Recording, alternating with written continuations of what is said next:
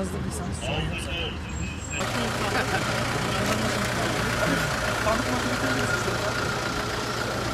Aç. 1215. 100 milyon. İlk sen geldin. Hayırlı olsun. Çok teşekkür ederim. 15. Güzel çıkmadı ki.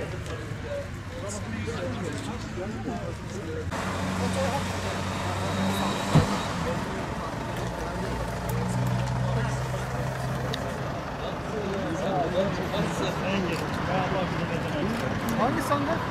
Numara kaç abi? 1232. 1232. 1232 değil mi? Hangi köy? Yalın Mahallesi. 1232. Siz sandık başkanı. 1232 tamam. Jandarmaymış. Yanım halimin olan. Tamam. Şey var be.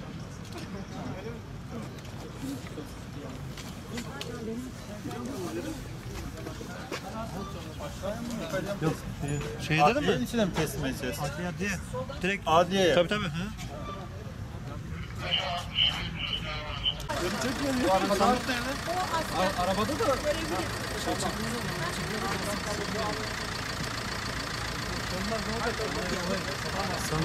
Kaç numara? isim ne? Emine Kul. Emine Kul. Evet. Doğru tamam. 185. Emine Kul. Evet Emine Kul. Tamam bu jandarma. Jandarma 189. Şöyle buradan devam edelim. Tamam. İşaretle Şöyle mi? Evet. Sola doğru devam edin. Tamam.